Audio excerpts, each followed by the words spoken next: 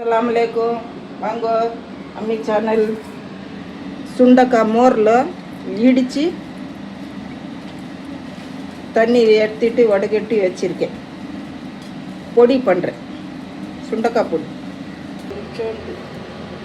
ஒரு spoon oil, மிளகாய், நெடி,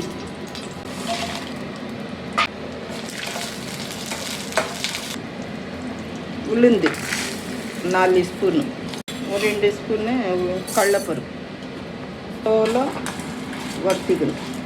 இந்த பெருங்காயம், கட்டி பெருங்காயம் இன்னும் பொரிக்க, ஜீரகம் ஒரு ஸ்பூன், ஒரு 2 ஸ்பூன், வேர்க்கடலை ஒரு 2 ஸ்பூன்.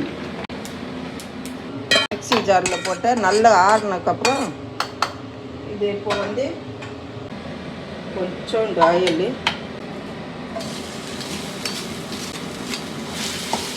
சுண்டக்காய் இடித்து வச்சுருக்கேன், கருவேப்பிலை வாஷ் பண்ணி வச்சுருக்கேன், ஒரு கொத்து,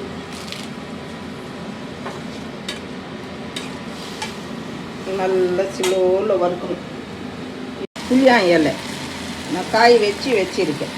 புளியாங் இலை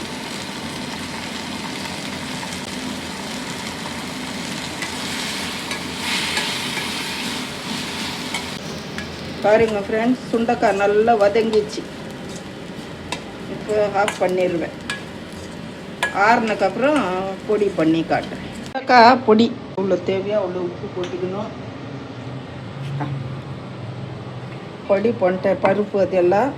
இப்போ சுண்டக்காய், கருவேப்பிலை, இந்த புளியாங் இலை, ஒரு பூண்டு ஃப்ரிட்ஜில் வச்சிருவேன் நான். கொஞ்சம் நெய் போட்டிக்கினே சாதத்தில் பிசிஞ்சு சாப்பிட்டா சூப்பராக இருக்கும். ஃபஸ்ட்டு கேமராமேன் கொடுக்குறேன். ஸ்மெல்லாக ரம்மான்னு எப்படி இருக்கு டேஸ்ட்டு? अच्छा